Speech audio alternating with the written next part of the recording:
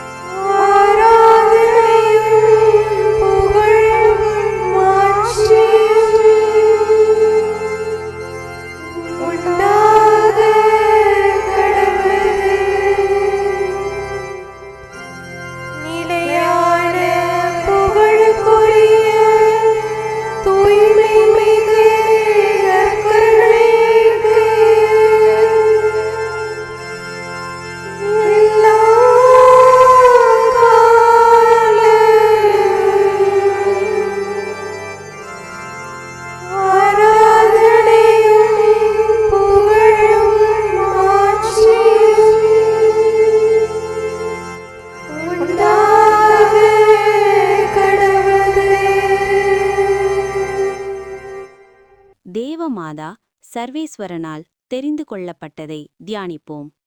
1. தேவமாதா சர்வேஸ்வரனால் மேலான பதவிக்கு நியமிக்கப்பட்டவராகும். சர்வேஸ்வரன் ஆதியில் தமது திருக்குமாரன் மனிதவதாரம் எடுத்து உலகத்தை இரட்சிப்பார் என்று தீர்மானித்து, அந்த திருக்குமாரனுக்கு தாயாராக இருக்கும்படிக்கு மற்ற பெண்களை தெரிந்து கொள்ளாமல் பரிசுத்த கன்னி மாமரியாயை தெரிந்து கொண்டார். பரலோகத்தில் சம்மணசுக்களும் பூலோகத்தில் மனிதர்களும் பெற்றுக்கொண்ட மகிமையும் பிரதாபமும் அவர்களுடைய மகிமைக்கும் பிரதாபத்துக்கு முன் ஒன்றுமில்லாதது போல் இருக்கிறது. சர்வேஸ்வரருடைய திருக்குமாரனுக்கு தாயாரானதிலேயும் உண்டாக்கப்பட்ட சகல வஸ்துக்களுக்குள்ளே மேலானவருமாய், சம்மணசுக்களுடைய நவவிலாச சபைக்கு இராக்கினியானவருமாய், கிறிஸ்தவர்களுக்கு தாயாருமாய், மனிதர்களுக்காக மனு பேசுகிறவருமாய் இருக்கிறதினாலேயும் மாமரி அன்னைக்கு அனந்த பிரதாபம் உண்டு. சிநேகத்துக்குரிய தம்முடைய தாயாராகிய பரிசுத்த கன்னி மாமரியாள் அடைந்த மேன்மையும், அன்னை பாவிகளுக்காக வேண்டி சர்வேஸ்வரனிடத்தில் அப்படிப்பட்ட அபிமானத்தை அடைந்திருக்கிறார்கள் என்கிறதையும் பற்றி சர்வேஸ்வரனுக்கு தோத்திரம் சொல்லி அந்த இராக்கினி பாதத்தில் விழுந்து அன்னைக்கு மேன்மைக்குரிய வணக்கத்தையும் செய்வோமாக. 2. தேவமாதா சர்வேஸ்வரனால் பூரண பரிசுத்தத்தனத்துக்கு நியமிக்கப்பட்டவராகும். தேவகுமாரனுக்கு தாயாரானவரும் பெண்களுக்குள்ளே ஆசீர்வதிக்கப்பட்டவரும் தெய்வீகத்துக்கு தேவாலயமும் ஆகிய பரிசுத்த கன்னி மாமரியாள் எவ்வளவோ புண்ணியமுள்ளவர் என்று சொல்லவும் கருதவும் முடியாது. அன்னையிடத்திலே ஓர் அற்ப பாவமும் அற்ப குறையும் காணப்படுகிறதில்லை. அன்னையில் சகல புண்ணியங்களும் சகல சுகிர்தங்களும் விளங்குகிறதுமல்லாமல் தேவமாதா ஆத்துமத்தை அலங்கரிக்கிற வரங்களுக்கும் எண்ணிக்கையில்லை. சர்வேஸ்வரனால் சம்மணசுக்களுக்கும் மனிதர்களுக்கும் கொடுக்கப்பட்ட வரப்பிரசாதங்களை விட அன்னை அதிகமாய் பெற்று தேவ இஷ்ட பிரசாதத்தினால் பூரணமாய் அலங்கரிக்கப்பட்டு தேவ உதவிகளைக் கொண்டு எண்ணப்படாத பேறுபலன்களை அடைந்து பூர்வீகத்திலும் வருங்காலத்திலும் எப்போதும் சிருஷ்டிகளுள் நிகரில்லாதவராயிருக்கின்றார்கள்.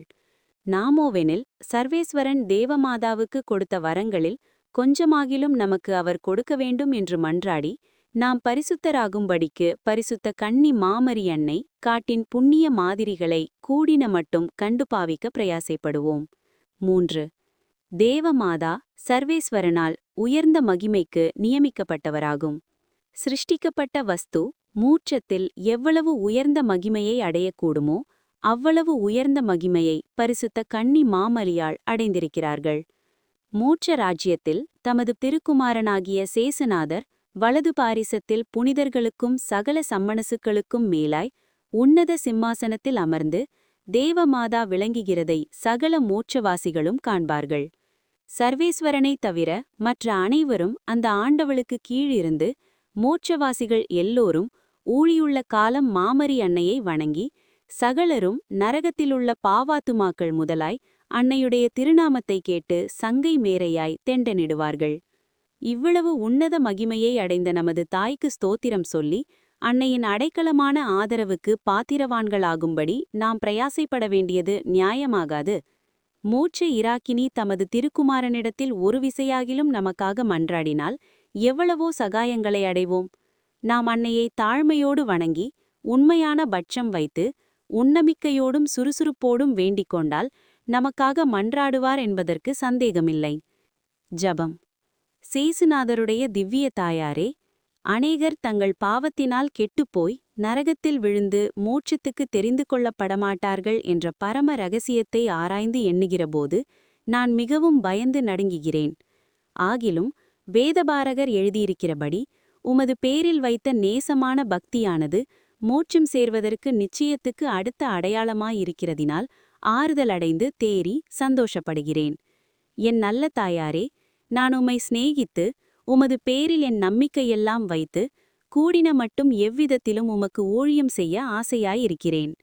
உமது பேரில் நம்பிக்கை வைத்து சாகும் வரையிலும் உம்மை சிநேகித்து உமக்கு ஊழியம் செய்தால் நான் சர்வேஸ்வரனால் தெரிந்து கொள்ளப்பட்டு உம்முடைய உதவியினால் பேரின்ப பாக்கியத்தை அனுபவிப்பேன் என்று நிச்சயமாயிருக்கிறேன். ஆனால் என் பலவீனமும் என் உறுதியின்மையும் உமக்கு தெரிந்திருக்கின்றதே.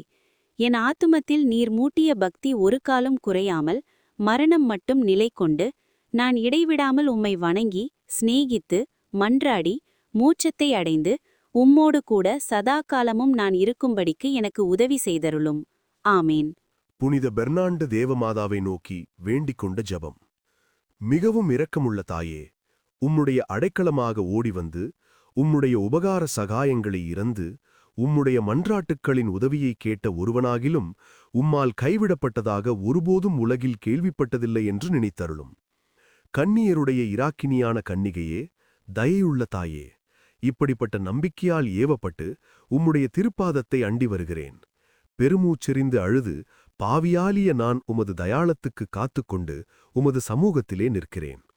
அவதரித்த வார்த்தையின் தாயே, என் மன்றாட்டை புறக்கணியாமல் தயாபரியாய் கேட்டுத் தந்தருளும். ஆமேன். ஜென்ம பாவமில்லாமல் உற்பவித்த அர்ச்சிய சிஷ்டமரியாயே, பாவிகளுக்கு அடைக்கலமே, இதோ உமது அடைக்கலமாக ஓடி வந்தோம். எங்கள் பேரில் இரக்கமாயிருந்து எங்களுக்காக உம்முடைய திருக்குமாரனை வேண்டிக் கொள்ளும். ஆமேன்.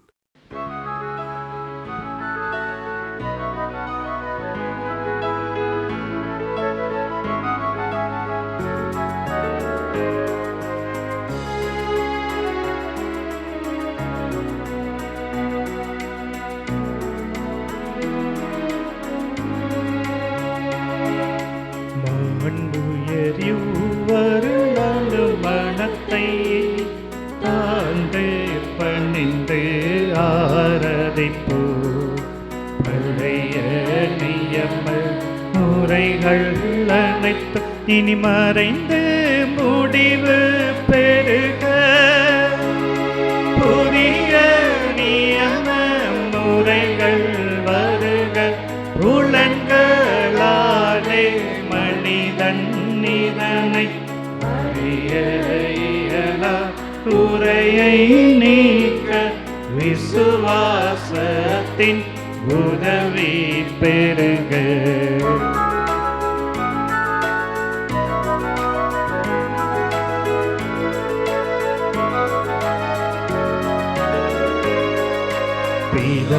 பிதாவர்க்கும் சுதனவர்க்கும் புகழ்ச்சியோடு வெற்றியாகும்.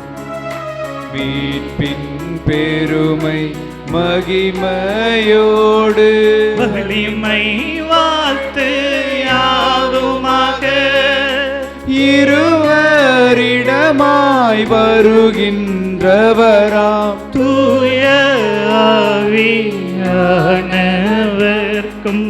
அளவில்லாத சம புகழ்ச்சி என்றுமே உண்டாகுவதாமே திரியக தேவன் வாழ்கவே.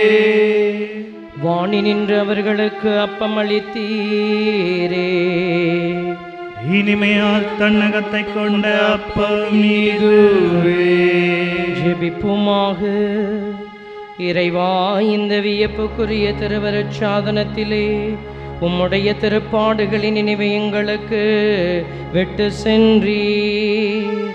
உமது திருவுடல் திரு ரத்தம் இவற்றின் மறைபொருளை வணங்கும் நாங்கள் உமது மீட்பின் பலனை இடைவிடாமல் சுவைக்க அருள் புரிவீராக. என்றென்றும் வாழ்ந்து ஆட்சி செய்கின்ற உம்மை மன்றாடுகின்றோம். ஆமென்.